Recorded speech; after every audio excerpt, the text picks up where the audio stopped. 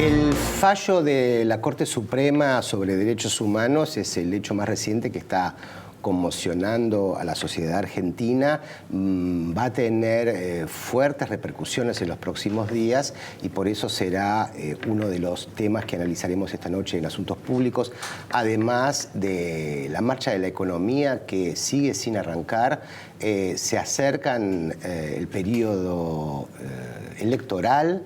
Las semanas pasan rápido y todavía, Mabel, Silvia, como se suele decir en la calle, el pescado sin vender. Estamos como, bueno, esperando a Godot, esperando a la reactivación. Algunos signos aparecen, otros se debilitan, pero hay muchas cuestiones calientes en el país en estos días, empezando, Mabel, por el fallo de la Corte. Vos que sos abogada, te pregunto, ¿esto se puede revertir? ¿Se puede llegar a revertir? No políticamente, porque ya el hecho político está consumado, pero digo la sentencia. La sentencia de la Corte se puede, en todo caso, cambiar por otra sentencia de la Corte, del mismo tenor, para un caso similar que pueda... Pero la decisión de que esta misma Corte adopte un criterio distinto para otro caso es muy improbable, sobre todo después de semejantes argumentos, un fallo dividido en algo tan importante y tan trascendente que aplica a delitos de lesa humanidad,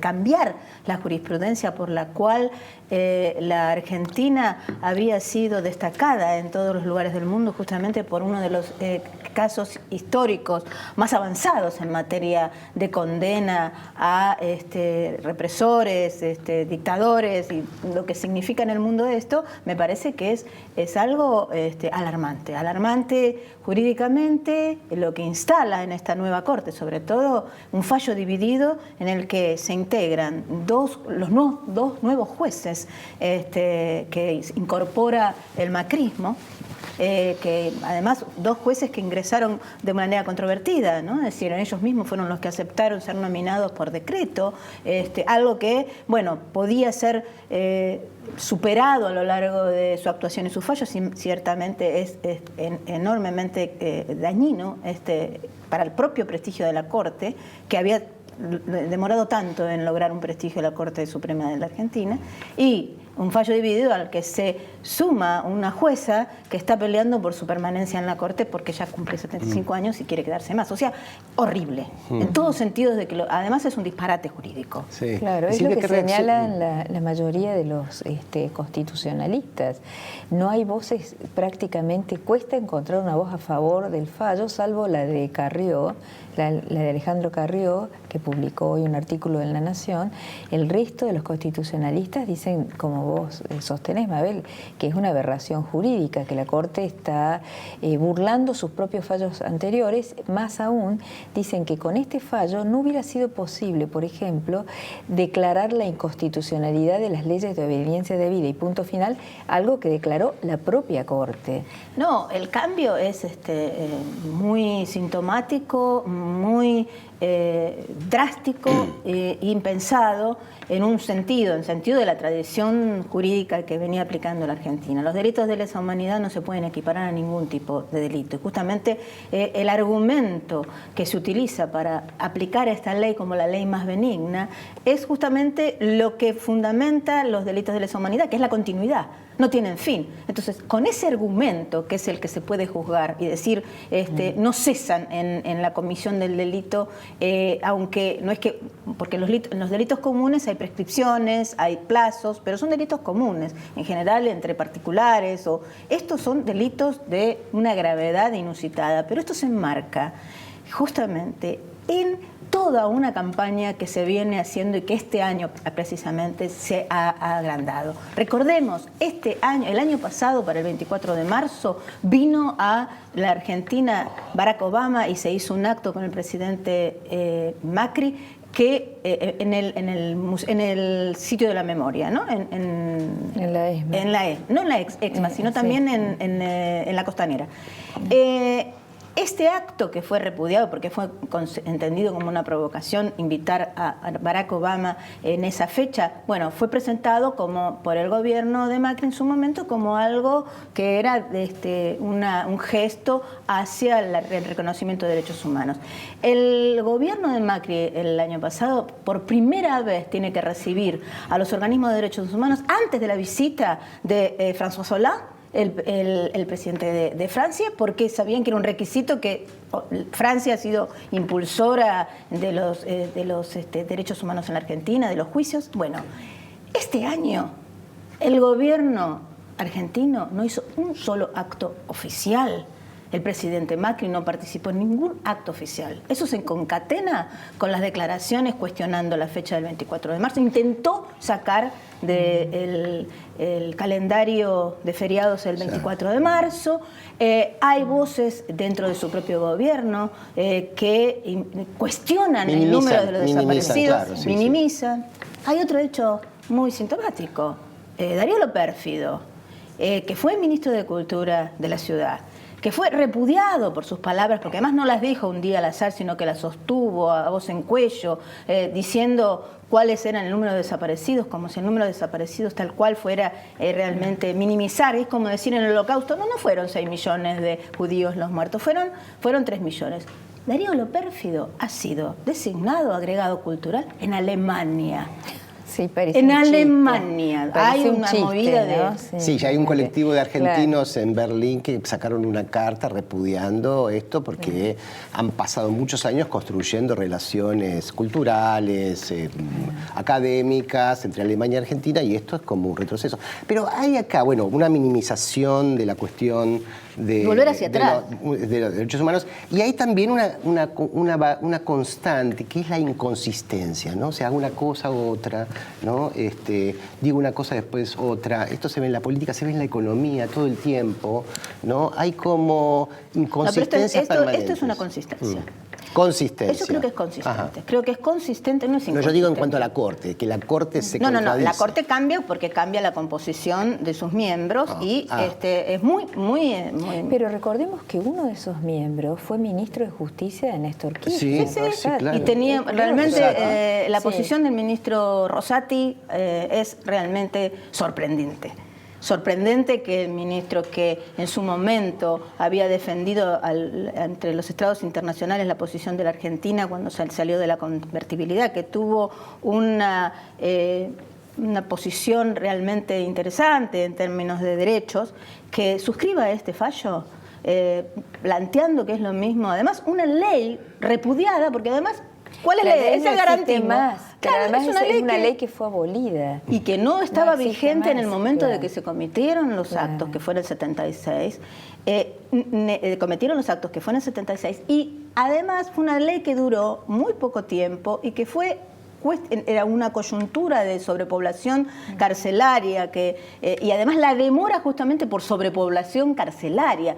Incluso el fundamento del 2x1 era que como la gente no se la juzgaba, no por su culpa, sino por la ineficiencia judicial o la lentitud judicial, no se le podía cargar y penar más por algo que no era de su responsabilidad. Esa ley, que además fue derogada, que además generó repudios, rechazos, e incluso en toda una corriente que habla del garantismo como si fuera un pecado mortal, es esa ley que se aplica.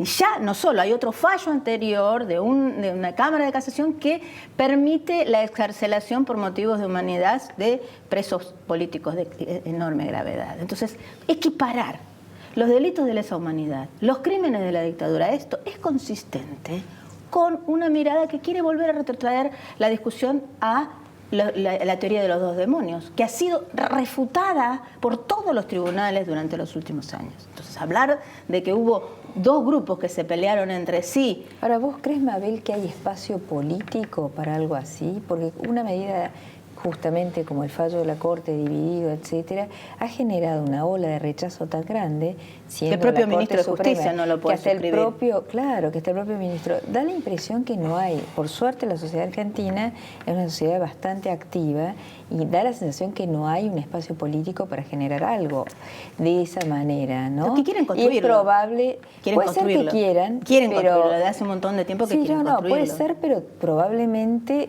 haya marchas atrás, como señala Pablo, es decir, que es un gobierno que avanza, pero cuando ve el límite que le impone la sociedad, da marcha atrás. Tenemos múltiples ejemplos. Pero esto justamente, el daño, no es solo esto. Estamos hablando justamente de que la Corte Suprema es un órgano completamente independiente. Claro. Ese es el tema. Realmente, hablar de que la Corte Suprema tiene que ser un órgano independiente de los otros poderes.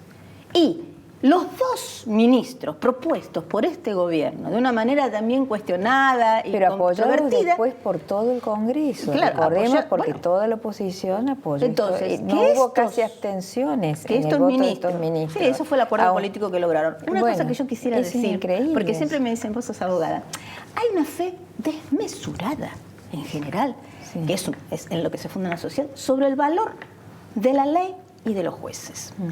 Como si fueran seres etéreos que viven, los legisladores primero, y los jueces después, viven en una nube de sapiencia alejada de cualquier pasión y que entonces aplican la ley como el rey Salomón.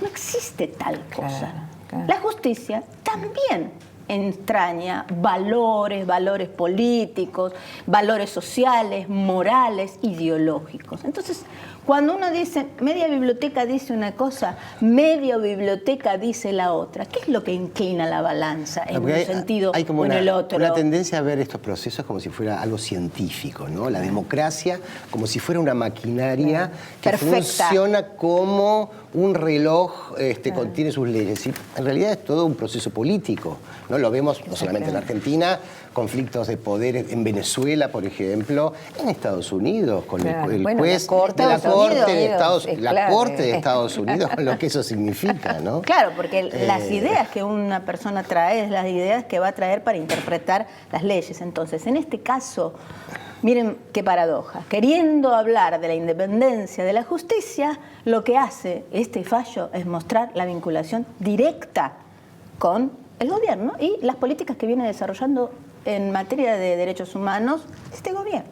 Con lo cual, realmente, si es errático, como vos decís, hacer una cosa y hacer otra. Me parece que tu lectura es muy directa. No veo, me da la impresión personal, que el gobierno, no sé si está sorprendido con el fallo, probablemente Garabano, el ministro de Justicia, haya avisado al gobierno, pero me parece que es un fallo que no le hace bien al gobierno, que le genera un frente de conflicto previo a las elecciones muy complicado. Pero eso porque de esto se va a hacer eco la oposición, digamos. Este es un lugar donde gente que no estaba ocupada de los derechos humanos, Sergio Massa, Stolbizer, Donda, digamos, lo van a tomar como una bandera. Me da la impresión que el gobierno no veo la conexión tan lineal como vos la planteás. Bueno, la conexión no es tan lineal, pero tiene que ver con un entramado político y cómo son las percepciones políticas y a quién se quiere interpelar. La movilización del 1 de abril significó para el gobierno un apoyo de 25.000 personas en la calle planteándole a todo. Y bueno, es un segmento social que suele estar muy de acuerdo con este tipo de políticas. ¿Vos sabés que dudo? Me parece que hay... No puede ser tal vez como dijiste vos mismo, que no le pedían tanto, ¿no es cierto? Claro, no le pedían tanto. Es una sobreinterpretación, ¿no? De que tal vez estrategas políticos del gobierno, como decís vos, le hubieran dicho, por lo menos no en este momento. No ahora. Previo a espera octubre, ¿no? El episcopado que sale esta semana a decir una reunión de reconciliación reconciliación entre víctimas del terrorismo y ¿Cuánto víctimas? tuvo que ver Francisco en esto del episcopado? ¿No? Porque el Papa Pareciera ser contradictorio con lo que quiere. ¿No? Al revés, me parece que hay una forma de mostrarse que responde al Papa. Claro, en algunas y en otras no también, eso es bastante... Claro, porque hablar de reconciliación entre víctimas del terrorismo de Estado, porque como si todas las víctimas de la represión hubieran sido todos guerrilleros, activos, armados, y bueno, sabemos muy bien que eso no es así. Y eso fue lo que todos los tribunales juzgaron y reconocieron que era un plan sistemático de gobierno, lo que significó. Y ese no es solo el problema. El problema es que sobre lo que se avanzaba era sobre las responsabilidades civiles. Por eso es un golpe cívico-militar, no un golpe solo militar. Unos militares locos vinieron un día, hicieron cosas malas, No, acá la connivencia civil es muy importante y lo que se avanzaba al juzgamiento eran los responsables civiles sobre este proceso, que no fue solo un proceso sanguinario en términos de matar seres humanos como se hizo, sino también fue un proceso de desmantelamiento político, económico y social de una magnitud de la cual todavía la Argentina no se ha recuperado. Bueno, después de los derechos humanos, en el segundo bloque vamos a ir a la otra preocupación de los argentinos, clásica, es qué va a pasar con el dólar. Enseguida volvemos.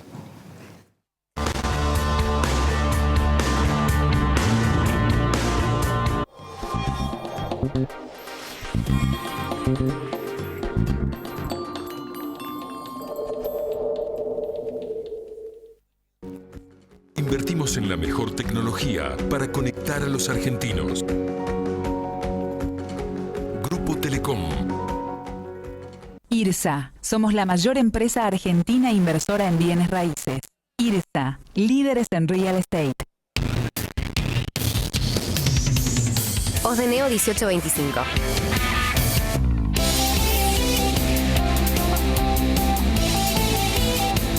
Estamos.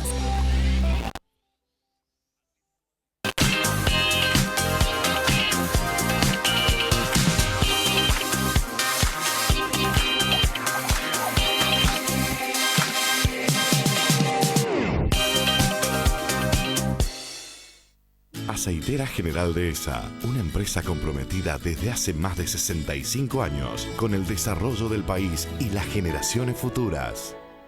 Auspicia este programa. Claro, es simple. Los vecinos estamos llenos de buenas ideas para la ciudad. Subí la tuya a buenosaires.gov.ar/BEA Elige. Las propuestas más votadas pueden hacerse realidad. La ciudad es mucho mejor cuando la construimos juntos. Buenos Aires Ciudad. Vamos, Buenos Aires.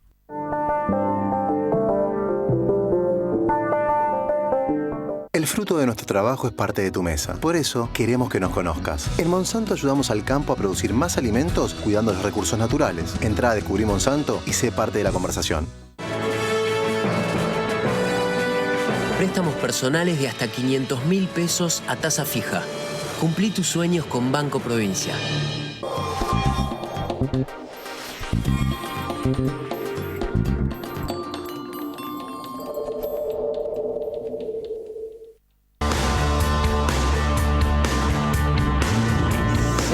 En asuntos públicos, en el primer bloque estuvimos haciendo foco en la nueva situación política que ha creado el fallo de la Corte y ahora pasamos a la economía, porque Silvia, hubo una reunión cumbre de empresarios en Bariloche, más precisamente en el Yao Yao, y vos sabés todo lo que se dijo ahí. No tanto. Dicen que los empresarios están preocupados por el atraso del dólar y que, en fin, le piden al gobierno que actúe más rápidamente.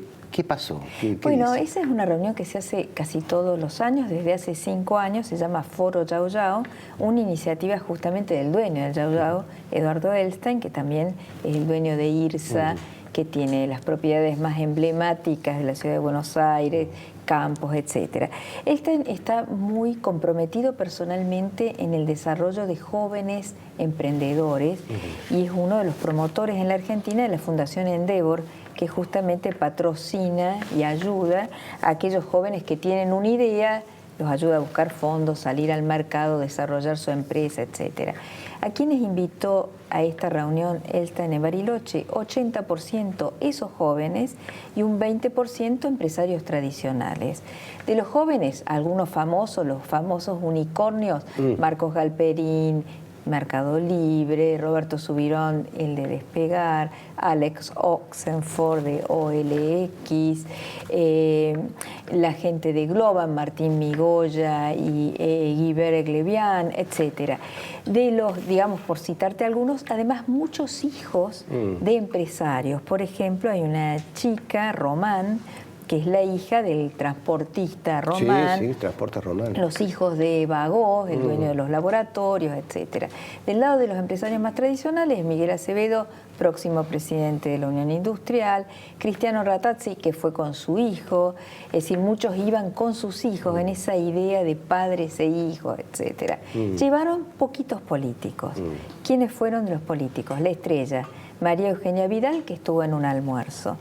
Rogelio Frigerio, el ministro del Interior, el gobernador Urtubey, salteño, y Fernando Sánchez de la coalición cívica, casi como el alter ego de Lilita Carrió.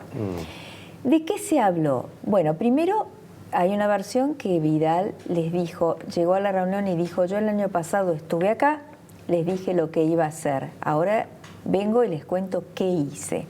¿Cómo ven ellos a Vidal? A Vidal la ven como una persona en la cual no tenían ninguna confianza, más aún, cuando Macri coloca a Vidal al frente de la provincia de Buenos Aires y del otro lado estaba Aníbal Fernández, el llamado círculo rojo, que podría decirte que este es un círculo rosado por la mezcla de jóvenes y los empresarios tradicionales, estaba también Hugo Sigman, que siempre va a este tipo de encuentros, etcétera, dijo, ponen a Heidi, es ridículo, es una mala candidata, no va a poder gobernar la provincia de Buenos Aires.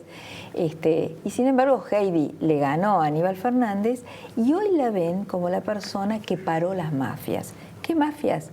La policial, ella vive hoy en una base aérea, justamente, y la ven como una persona que puede frenar a los sindicatos, empezando por el sindicato docente. Como candidata en 2019. Y la ven en el 2019, es decir, creen que es la sucesora natural de Mauricio Macri y como que tiene las agallas para poder llevar el país adelante. Ella llevó números, no sabemos qué números, lo cierto es que la provincia de Buenos Aires hoy no está en una situación idílica porque tiene un déficit fenomenal, la han ayudado, se ha endeudado, pero la situación en la provincia es grave porque está unida, no es más grave que Córdoba, está unida a la falta de crecimiento de la economía.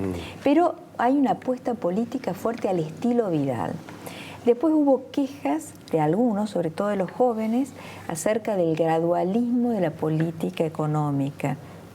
Tal vez medio absurdo, porque ahí Rogelio Frigerio se supo que le dijo algo que ya había dicho Miguel Brown, el secretario de Comercio. ¿Saben qué? Si hubiésemos ido más rápido, hoy no estamos nosotros, hay otro gobierno en la Argentina, como diciendo que el nivel de revuelta y de resistencia social a un plan de ajuste aún más drástico los hubiesen tenido que irse, como le pasó a De la Rúa en el año 2001-2002. Bueno, eso más o menos lo que se pudo reconstruir ahí. Hay preguntas sobre el dólar, a mí no me contaron eso, no tengo información si hubo preguntas específicas sobre la marcha de la economía. Sí me contaron que decepcionó bastante Urtubey, que nada, o sea, como que se fue a presentar como un posible presidenciable y no. Y que, bueno, obviamente es un ambiente muy amigable hacia Cambiemos. Claro. Y que Vidal, de alguna manera, los conquistó, ¿no? Ahora, vos fíjate los nuevos empresarios, ¿no?, que están allí. Estaba Marcos Galperín de Mercado Libre. Y el anfitrión, Elstein, dueño de Cresud. Qué interesante. Ambas empresas, Mercado Libre y Cresud, cotizan en la bolsa argentina, naturalmente, y en la bolsa de Nueva York, que es lo más interesante. Pero Mercado Libre vale 10 veces más que Cresud. Cresud es un holding que no solamente tiene el Yao Yao, parte del Hotel Sheraton, el Intercontinental, todos los shoppings de Buenos Aires y tiene el centenares de miles de IRSA, claro. Además de IRSA, centenares de miles de hectáreas, bienes físicos. Tiene un holding en Israel, además que compró que tiene algunas dificultades financieras, pero es un holding que llegó a representar el 5% del PBI de Israel. Bueno, todo eso vale $1.000 millones en la bolsa, en el Nasdaq.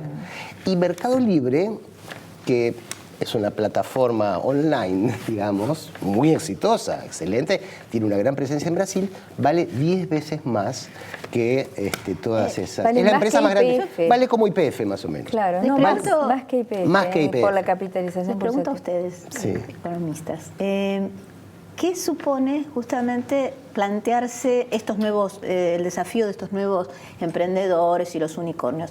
¿Por qué no se pregunta cuántos unicornios pueden surgir? Entonces lo que hay es un espejismo de interés. Traten todos de llegar a esto, al que pocos llegan. Sí, pero igual hay mucho también, te digo porque ya en el minuto que nos queda, un datito último. En los últimos días el índice Nasdaq de la bolsa, es el índice tecnológico, llegó a un récord extraordinario de 8.000 puntos. Ahora, si vos ves la historia para atrás, hace 17 años ese índice había estado en 7.000 puntos, también había llegado. Lo que pasa es que después bajó un 80%, la famosa, cuando estalló la burbuja de los .com, bajó un 80% y tardó 17 años en recuperarse. Así que hasta ahí, tranquilos. Claro, porque además me llama la atención. Hay fortunas. Hay que buscar, porque estas ideas requieren financiamiento. Entonces, ¿quién invierte? Alguien que da un crédito, no ellos. No es que los empresarios traen plata. Los empresarios traen tomar crédito. Bueno, es muy interesante. El capitalismo funciona así. Eso, y dirigen, claro. y deciden dónde se invierte, dónde no.